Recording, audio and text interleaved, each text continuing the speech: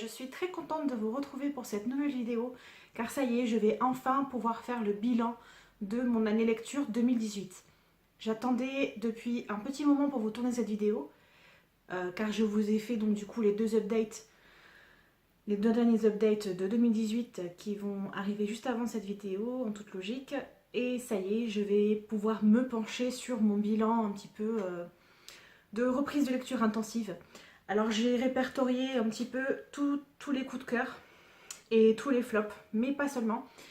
Donc je sais pas encore comment je vais intituler la vidéo, mais je pense que ce sera certainement les top et flop, mais même s'il y aura d'autres informations avec ce mélange de déception et de coups de cœur. Le premier chiffre que je suis très heureuse d'avoir découvert, c'est le nombre de livres que j'ai lus en 2018, sachant que j'ai vraiment recommencé la lecture intensive vers avril-mai. En avril, j'ai dû lire 2 ou 3 livres, je pense. Mais j'ai vraiment beaucoup augmenté ce nombre de lectures à partir du mois de mai. Au total, j'ai lu 90 livres, ce qui est plutôt pas mal pour une reprise alors que je ne lisais quasiment plus. Donc d'avril à décembre. Ça fait à peu près une moyenne de 10 livres par mois, hein, vu qu'on était sur à peu près 9 mois. Au total, le nombre de pages, ça parle un petit peu plus. 27 487 pages. Donc je suis très contente, sachant que oui, évidemment, il y avait des lectures plus courtes, surtout au mois de juillet et août. Je n'ai pas lu de gros livres, c'était souvent des livres entre 100 et 200 pages. Car on n'a pas toujours envie de lire des gros livres, hein, même pas forcément l'été, mais voilà. Si ça vous intéresse de retrouver mes statistiques un petit peu plus détaillées, n'hésitez pas à aller faire un petit tour sur mon profil Livre Addict que vous pouvez retrouver en barre d'informations comme toujours. Moi j'ai juste repéré que j'avais lu 21 livres contemporains sur les 90 et que j'avais aussi beaucoup lu de apparemment jeunesse adolescent on va dire.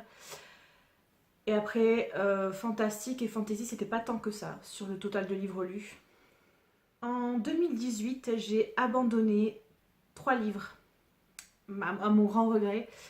Le premier, c'était Salem de Sandra Trinham. Je vous en avais parlé déjà en update vidéo ou en bilan lecture, parce que je crois avant c'était quand je faisais des bilans. J'avais bien aimé l'histoire qui parlait essentiellement de loup-garou.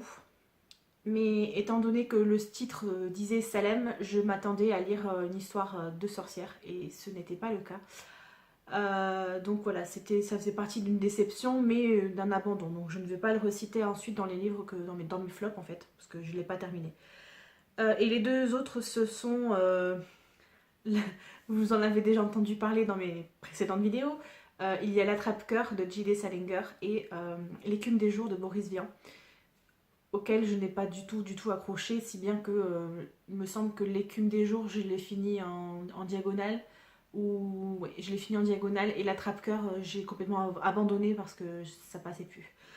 J'ai fait une indigestion, voilà. En plus, je crois que j'ai eu beaucoup de déceptions sur un même mois, donc je ne sais plus si c'était le mois de mai ou le mois de juin, je crois que c'était le mois de juin. Donc c'était, voilà, ça m'encourageait pas vraiment à reprendre les classiques. Mais ça peut arriver aussi des fois de pas du tout accrocher. Je vais essayer de pas trop m'étendre parce que sinon la vidéo va durer super longtemps. J'ai décidé de faire une seule vidéo avec les tops et les flops car je ne vais pas parler beaucoup de chaque livre en fait en détail vu que vous pouvez tout retrouver en update pardon. Donc j'essaierai de mettre quand même assez de liens en barre d'informations si vous avez tout de même envie de savoir mon avis, que ce soit pour les tops ou les flops. Je pense que ce sera peut-être plus simple. Et peut-être des liens ici en i pour vraiment les gros coups de cœur que j'ai eus. Voilà, donc je pense que pour 2 ou 3 livres, vous aurez des vidéos ici en lien directement et après le reste ce sera en barre d'informations. Alors sur ces 90 lectures, j'ai eu 22 coups de cœur ou beaucoup aimé et j'ai eu 6 déceptions. Flop total, hors les abandons hein, évidemment. Donc je trouve que c'est quand même assez correct.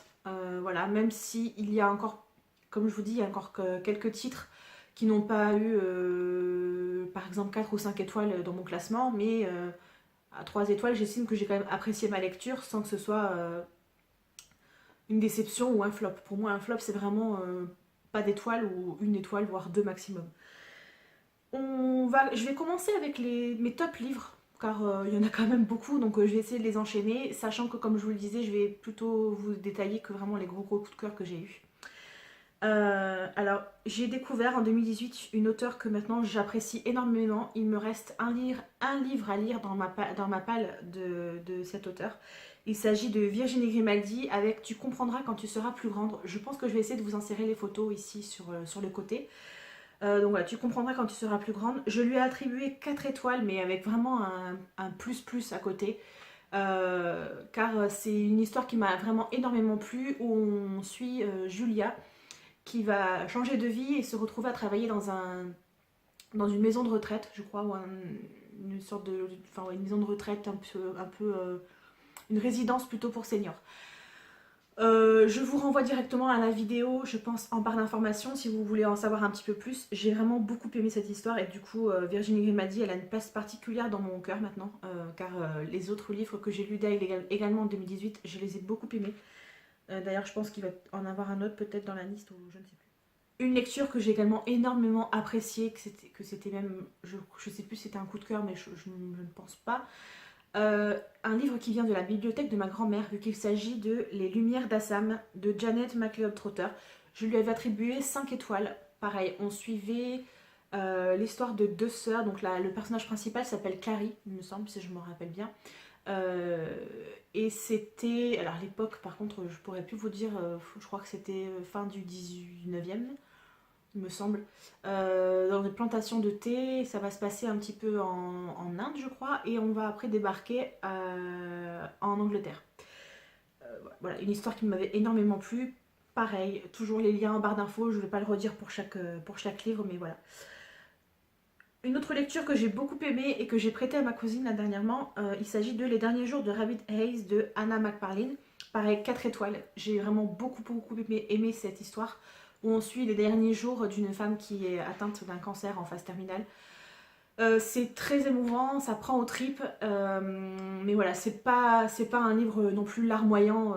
Voilà, j'ai ressenti beaucoup d'émotions et pareil, j'ai découvert Anna McParlin et que maintenant j'adore. Le gros coup de cœur, je pense, de cette année 2018, c'est pour moi Ensemble c'est tout d'Anna Gavalda, que j'ai lu et que j'avais dans ma pile à lire depuis très longtemps avant même de reprendre la lecture intensive. Je crois que c'était mon premier gros coup de cœur de l'année. J'ai beaucoup aimé cette lecture où on va suivre l'histoire d'une jeune femme qui est un peu anorexique et qui va être un peu se laisser porter par la vie, alors sachant qu'elle a un don pour le dessin, pour le dessin, pas pour l'écriture. Elle va faire la rencontre d'un homme via un colocataire en fait. Voilà, donc pareil, je vous renvoie directement là par contre en vidéo, en barre d'infos, en petit i juste ici, pour que vous découvriez mon avis un peu plus détaillé. Mais c'était une histoire qui m'avait énormément plu et du coup, pareil, je me suis procuré pas mal de titres d'Anna Gavalda et je pense que je suis encore dans l'optique de beaucoup apprécier cet auteur. J'ai découvert également en 2018 le style steampunk que je ne connaissais pas du tout, grâce à un petit peu quand même à Lemon June, car elle avait fait un post, je crois, où elle avait parlé d'une amie qui est autrice ou auteur. Je commence à de moi-même utiliser le mot autrice, hein, donc voilà. Qui est Floriane Soulas avec le roman Rouille.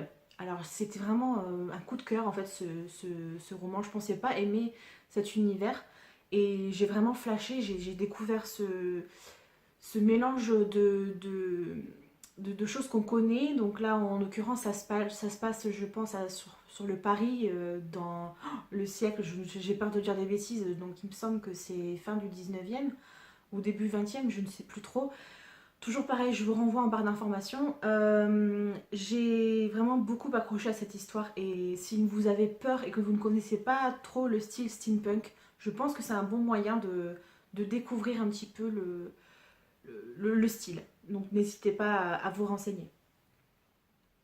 Un autre livre que j'ai énormément apprécié en 2018, il s'agit d'Encre de verre et d'acier de Gwendoline Clark. D'ailleurs, il y a le tome 2 qui sort ce mois-ci, que j'ai très hâte de lire, où on va suivre une jeune fille qui a le pouvoir, tout comme sa mère, de créer des mondes dans des livres-mondes juste en les écrivant. Et il va y avoir tout des quêtes, des choses à résoudre à partir de ces différents mondes. Pareil, voilà, c'est un univers que j'aime énormément et je pense que vous en avez déjà que vous avez déjà dû en entendre parler énormément, je crois, dans plusieurs vidéos. Un titre que j'ai découvert lors du Pumpkin Autumn Challenge, il s'agit de Maléfica tome 1, La Voix du Livre d'Hervé Gagnon, où on parle de sorcellerie. Et voilà, c'est vraiment quelque chose qui m'a énormément plu, malgré des passages quand même assez crus. Un petit peu aussi, pas misogyne, mais presque. Enfin, après, c'est peut-être l'époque qui voulait ça aussi dans la description des actes sexuels ou des rapports entre les hommes et les femmes. Mais voilà, je vous invite à aller voir ce que j'en ai pensé. Une lecture commune que j'ai faite avec Sabrina de la chaîne Call Me Sab. Donc, bien évidemment, sa chaîne est en barre d'informations, comme toujours. Je l'ai faite également avec c'est Annabelle qui est aussi sur Livre Addict. Donc on l'a vu toutes les trois et c'est une lecture que j'ai pas mal appréciée. Alors même si à l'époque je lui avais reproché un manque d'action, mais au final c'est quelque chose que j'ai beaucoup aimé. Et d'ailleurs depuis j'ai vu le film que j'ai vraiment beaucoup apprécié. Je vous ai dit le titre au moins, La couleur des sentiments. Oui, je crois que je l'ai dit, mais je ne sais plus. Ça commence déjà, ça craint. Donc pareil, mon avis en barre d'infos. Un autre livre que j'ai découvert, c'est Le secret de l'inventeur d'Andrea Kremer. Ou alors c'est un petit peu aussi steampunk, je crois, il me semble. On va parler aussi de machines, que j'ai beaucoup aimé. La couverture étant elle-même aussi très jolie. J'ai eu un coup de cœur pour un... Enfin, un coup de cœur. Enfin, c'était pas un coup de cœur, c'est 3 étoiles, mais plus, plus, plus. Avec un grand classique de la littérature française qui est Au bonheur des dames d'Émile Zola. Alors oui, j'étais moi-même très surprise par ce mini coup de cœur, on peut dire. Donc j'avais choisi de l'écouter en livre audio car j'avais essayé de le lire en format poche, mais comme c'est très condensé, il y a beaucoup de descriptions, j'ai un peu décroché. Alors pourtant j'ai fait un abandon avec l'Assommoir, mais là celui-ci, enfin un abandon, non, oui si, d'ailleurs je l'ai même pas, je l'ai mis dedans. Ouais, je l'ai mis. Ah, c'est l'écume des jours, je l'avais pas mis à la base dans les livres abandonnés. Bon, après, il y a eu 4 livres abandonnés, donc je pense. Bref, ce n'est pas très grave. Donc, Au bonheur de dame, je pense que tout le monde connaît un petit peu peut-être l'histoire de ce livre. Sinon, bah, évidemment, toujours, vous connaissez la réponse. Allez voir en barre d'informations. Là, j'ai encore 2 livres que j'ai lus pendant le Pumpkin Autumn Challenge. Donc peut-être que je vais vous renvoyer à la vidéo, je pense, bilan du Pumpkin Autumn Challenge, ce sera peut-être plus simple pour que vous retrouviez plusieurs titres qui m'ont énormément plu dans ce challenge. Il y avait L'Arbre d'Halloween de Ray Bradbury, donc j'ai mis 4 étoiles, mais c'est vraiment, j'ai vraiment beaucoup, beaucoup apprécié ce voyage un petit peu onirique qu'on fait avec tous les enfants lors du soir d'Halloween. Et Miss Peregrine et les enfants particuliers de Ransom Riggs, pareil, j'ai mis 4 étoiles plus plus, car c'est un univers qui m'a énormément plu, c'est un petit peu fantastique. Et j'ai hâte de me procurer le second tome très prochainement. J'enchaîne tout de suite avec 2 tomes 1, donc qui n'ont rien à voir concernant le style de livre. Le premier c'est The Graces, tome 1 de Laure Eve, donc, auquel j'ai attribué 4 étoiles. Alors ça parlait un petit peu de magie, mais pas tant que ça en fait. J'avais eu l'impression que ça parlait plus quand même de jeunesse, d'une jeune qui doit s'accepter, même s'il y avait une espèce de twist final assez intéressant. Et le second c'est Cabaret, tome 1 ingénu de Gillian Larkin. 4 étoiles pareil, plus, avec un petit cœur à côté. Donc comme ça se passe pendant la répression, pendant la prohibition, pardon. Donc dans les années 20, il me semble, 20 ou ouais, 20. Évidemment, ça ne pouvait déjà que bien commencer.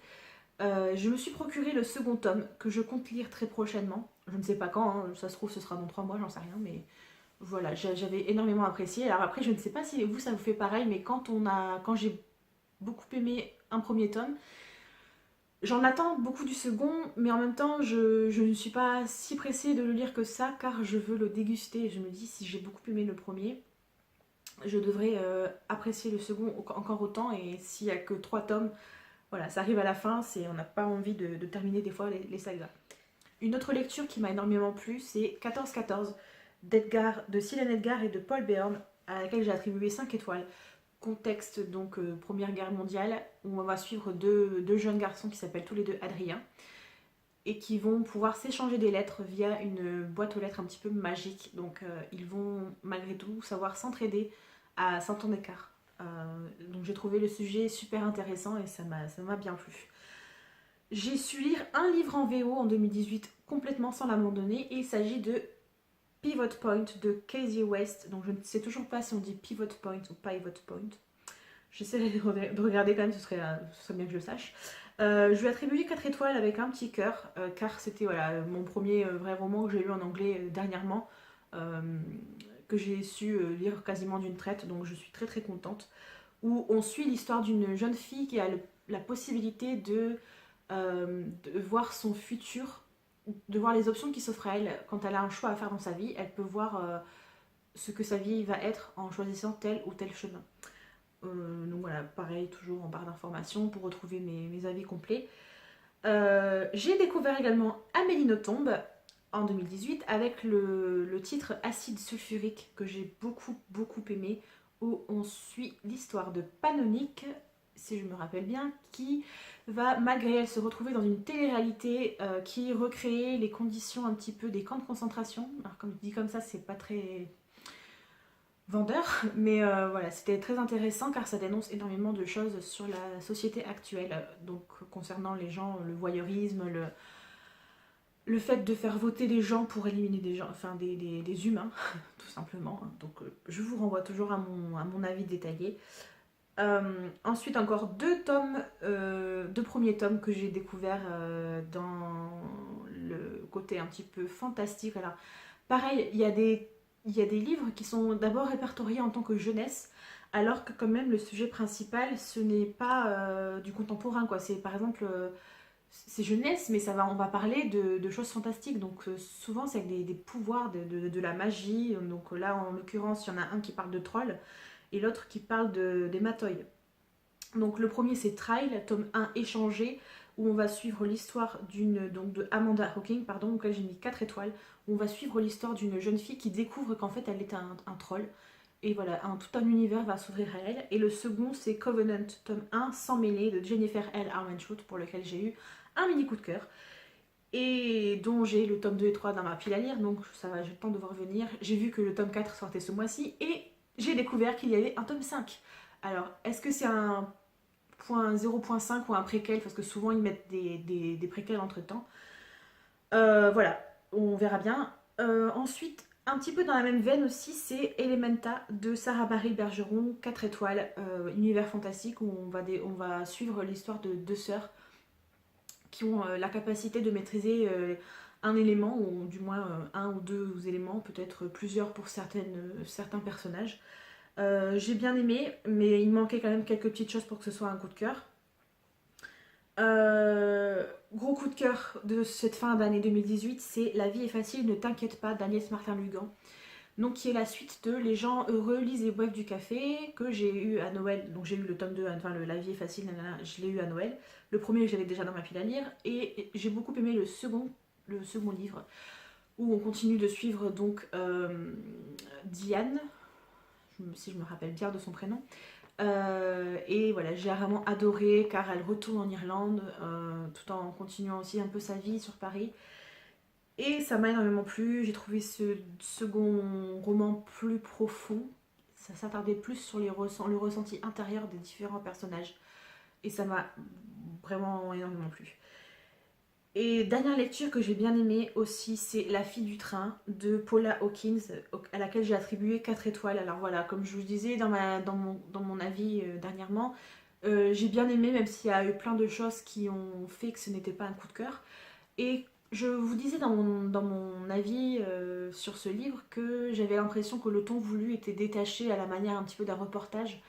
Mais après, en y réfléchissant, je me suis dit, est-ce que c'est pas aussi le fait que le personnage est tout le temps bourré, donc en mode gueule de bois ou vraiment wasted. Et du coup, on a l'impression aussi qu'on est dans un flou perpétuel d'informations et on n'arrive pas vraiment à avoir les idées très claires sur tout ce qui se passe. On voit un peu dans la brume, en tout cas les passages où on parle de Rachel. Et voilà, je me suis dit peut-être qu'il y a eu aussi cet effet qui était voulu par l'auteur pour qu'on soit vraiment imprégné de l'ambiance un petit peu glauque du livre. Alors j'ai terminé pour les coups de cœur et les livres que j'ai bien aimés en 2018.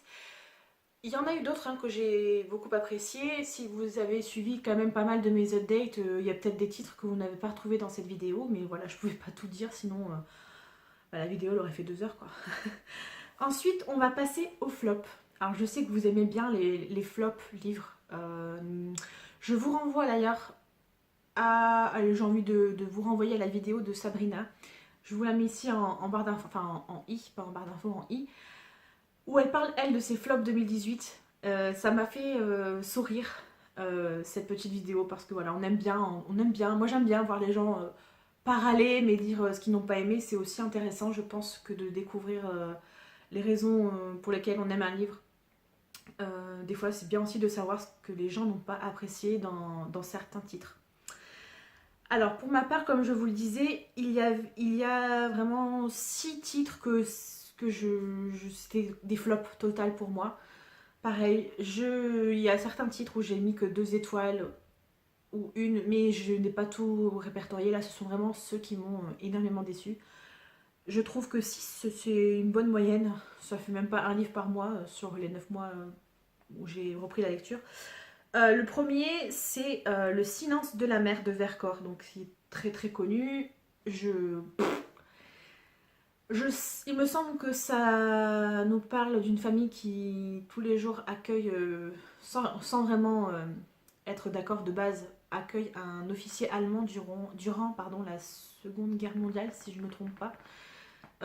Et cette famille ne va jamais adresser un seul mot à cet officier allemand, car forcément c'est l'ennemi. C'est l'ennemi, donc voilà. Mais ouais, j'ai pas accroché à l'histoire, quoi. J'ai fini un peu en diagonale d'ailleurs, mais j'ai pas aimé. Grand classique de la littérature française encore. En fait, on va dire sur les 6, oh ça va, sur les 6, il y a 2 grands classiques, donc les 2 premiers dont je vous parle, qui sont des grosses déceptions. Donc le second livre, c'est Bonjour Tristesse de Françoise Sagan. Alors je suis désolée, mais j'ai pas accroché. On va suivre l'histoire de Cécile, je crois, qui va en vacances avec son père. C'est sur la Méditerranée, ça parle un petit peu d'elle qui commence à devenir une jeune femme tout en ayant encore un côté enfant et très fusionnel avec son père. À la venue de la nouvelle compagne de son père avec eux en vacances, elle va se transformer en véritable peste et elle va faire toute une machination avec un garçon qu'elle a rencontré sur place et une autre femme qui a flashé sur son père pour essayer de faire séparer. Enfin voilà, c'était... si vous l'avez lu, vous comprenez de quoi je veux parler. Mais voilà, j'ai pas du tout accroché. Enfin, j'ai lu jusqu'au bout, j'ai pas abandonné, mais à la fin, quand je l'ai refermé, je me suis dit, bon bah tout ça pour ça. Voilà. Le troisième livre que je n'ai pas trop apprécié dans ce top flop, c'est Mal de pierre de Milena Agus, auquel j'ai mis 2 étoiles. Où on va suivre l'histoire d'une femme qui est atteinte d'un mal un petit peu particulier, qui est à moitié folle, je crois. Donc voilà, si vous voulez, de toute façon, comme je vous l'ai dit, tout ce sera en barre d'infos pour que vous ayez mes avis détaillés. Parce que ce qui ne m'a pas plu à moi peut peut-être vous plaire. Alors évidemment, comme c'est un livre que je n'ai pas trop aimé, je ne vais pas vous le vendre hyper bien en vous disant il faut que vous le lisiez, mais quelquefois les gens aiment faire à l'encontre d'avis, ce qui est d'ailleurs très bien et très intéressant, car des fois il ne faut pas toujours se fier à ce qu'on voit partout sur plusieurs chaînes. Il se peut qu'un livre ait plu à par exemple 20 youtubeurs, booktubeuses que vous ayez regardé sur sur votre ordi, et qu'en fait vous ne l'ayez pas du tout aimé ou vice versa. Je sais plus trop dans quel sens je viens de le dire, mais c'est pas grave. Un autre que je n'ai pas aimé, en fait c'est un troisième classique, il s'agit de Le Petit Prince de Saint-Exupéry. Alors j'entends déjà quoi, t'as pas aimé? Ouais, non. C'était une lecture agréable, facile. Je lui ai mis 2 étoiles, donc ça va, c'est pas non plus bouh. Mais pareil, quand je l'ai fini, je me suis dit tout ça pour ça, quoi. Voilà. C'est assez philosophique, enfin moitié, c'est un peu philosophique, mais comme je vous l'ai déjà dit dans mon avis sur ce livre, je ne comprends pas quand on me dit oui, c'était mon livre de chevet quand j'étais enfant, parce que il faut, je pense, quand même pas mal de recul pour comprendre le sens de cette histoire. Sinon, c'est juste une petite histoire sympa. Voilà, c'est sûr, oui, moi je pourrais la lire à ma filleule qui a bientôt 3 ans, mais je pense pas qu'elle va comprendre. Bon, après, oui, elle est encore un petit peu jeune, mais même si on le lit à un enfant de 6 ans, je pense pas qu'il ait le recul nécessaire pour dire, pour faire l'analyse de se dire oui, c'est un livre où. Donc je disais, je ne pense pas que ce soit un livre où les jeunes lecteurs peuvent se dire, avec le recul nécessaire d'un adulte, alors en fait ce livre parle de la façon dont les enfants voient les adultes, le monde détraqué dans lequel nous vivons. Non, franchement c'est impossible quoi, enfin, voilà. À moins d'être surdoué et encore. Donc voilà, juste 2 étoiles. D'ailleurs je ne vais pas le garder dans ma bibliothèque parce que ça ne m'a pas fait rêver quoi. Avant-dernier livre, les 2 derniers livres, ce sont des livres un petit peu what the fuck, comme je vous l'ai dit quand je vous en ai parlé. Le premier, c'est Le Bal des Vipères d'Horacio Castellano Moya. Alors, maintenant, ça me fait sourire en fait, parce que quand je me rappelle de l'histoire un peu tordue, alors j'ai oublié les prénoms clairement, hein, parce que comme j'ai pas trop aimé, c'est l'histoire d'un homme qui va prendre la place d'une sorte d'SDF ou d'homme qui vivait dans une voiture aménagée un petit peu spécialement, qui va faire un petit peu le tour du quartier et qui va faire la connaissance de 4 vipères dans la voiture, et les vipères parlent. Et il va également y avoir une sorte de relation charnelle à un moment donné avec les vipères, presque à la fin du livre ou au milieu du livre. C'était vraiment... Voilà, j'ai pas compris, j'ai pas adhéré trop à l'histoire à la fin. Je me suis dit, mais qu'est-ce qu'il avait pris quoi? Est-ce qu'il allait manger des champis? Enfin voilà, si vous l'avez lu ou si vous avez lu en étant curieux, n'hésitez pas à me le dire en commentaire car je ne comprends toujours pas le sens de ce livre.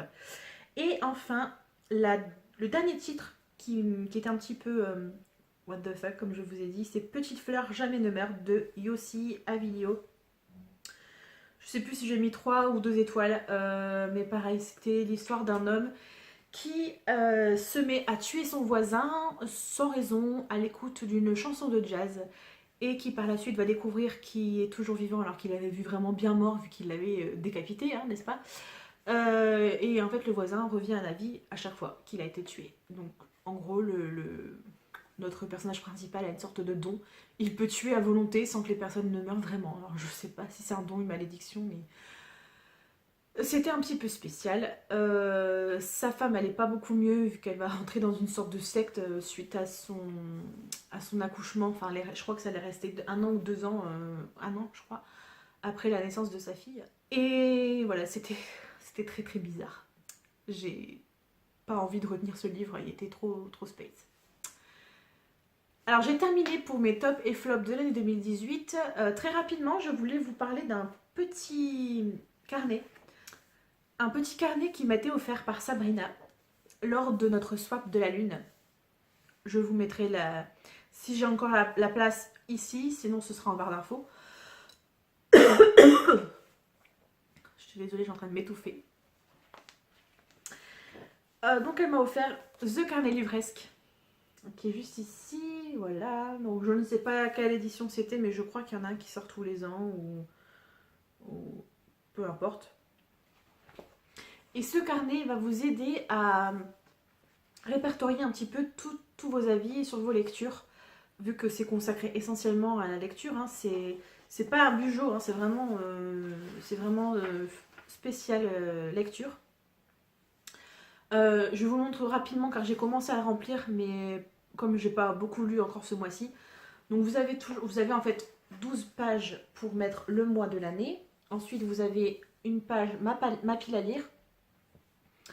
Donc vous le remplissez avec le titre, l'auteur, le genre, la note que vous lui avez attribuée, et ensuite vous avez une sorte d'index à la fin, donc page de la fiche. C'est-à-dire que à la toute fin du livre, vous avez une double page à chaque fois, comme ceci. Je trouve qu'elle est très pratique car vous pouvez tout remettre, enfin vous pouvez remettre les informations si vous ne voulez pas vous faire de petites notes ou garder des traces de vos lectures, pas forcément, parce qu'on peut être lecteur sans forcément avoir une chaîne Booktube. Mais c'est très sympathique car vous pouvez mettre le titre de l'auteur, le titre de l'auteur, non, le titre du livre, l'auteur, le genre, le sous-genre, la date de publication, le nombre d'étoiles que vous avez attribué.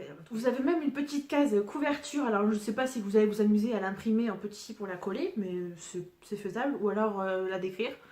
Mon avancement par chapitre, donc avec des cases à cocher quand vous avez lu 1, 2, 3, 4, jusqu'à 60 chapitres.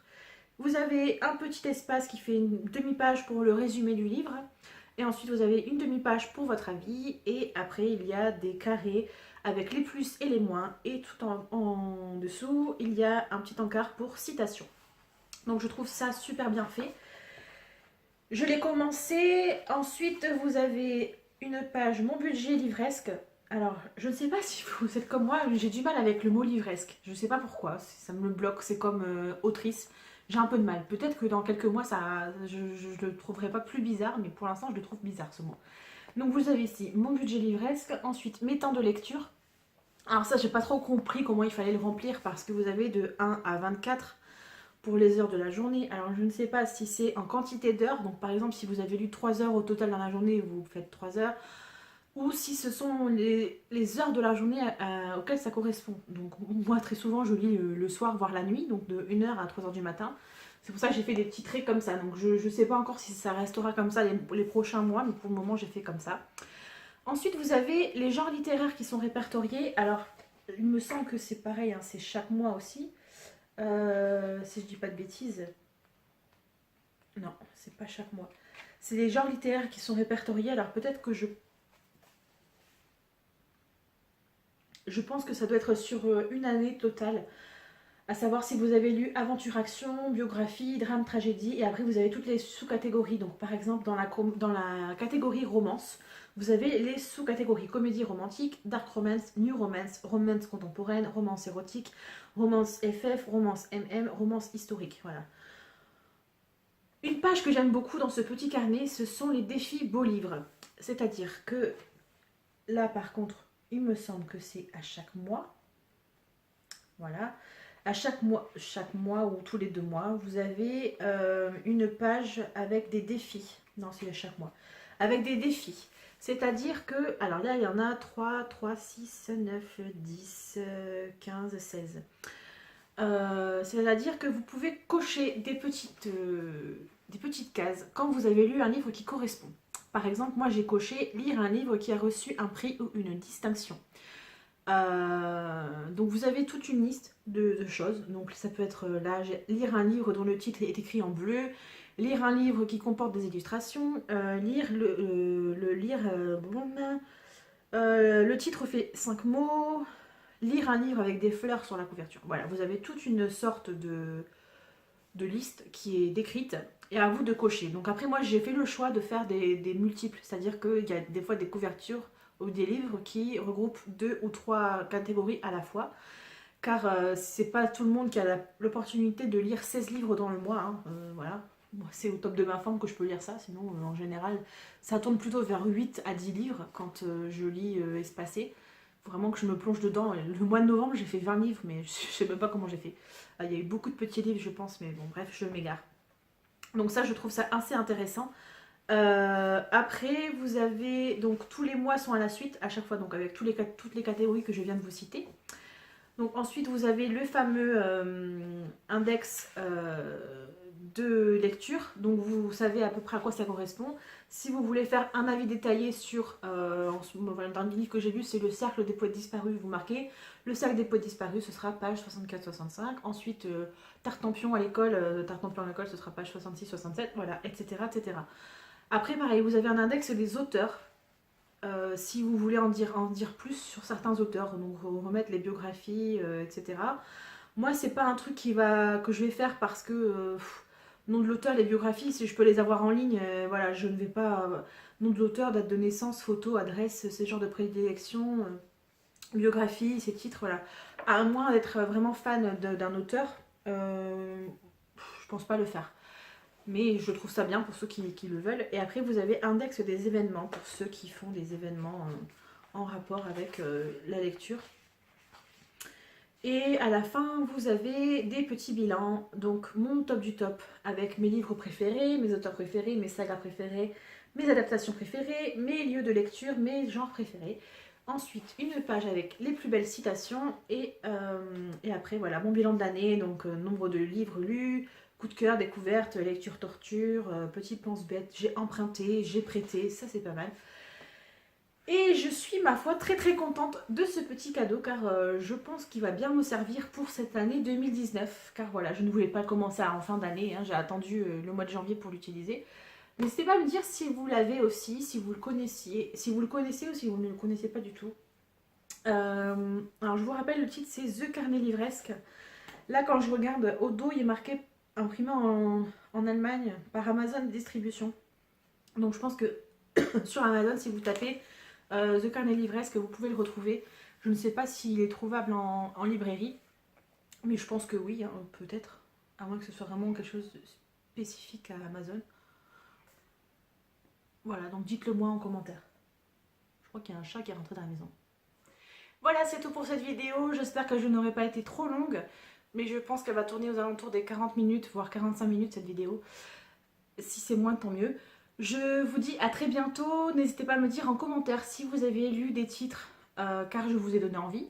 Si vous avez découvert des titres que vous aimiez, alors que moi je ne les aimais pas.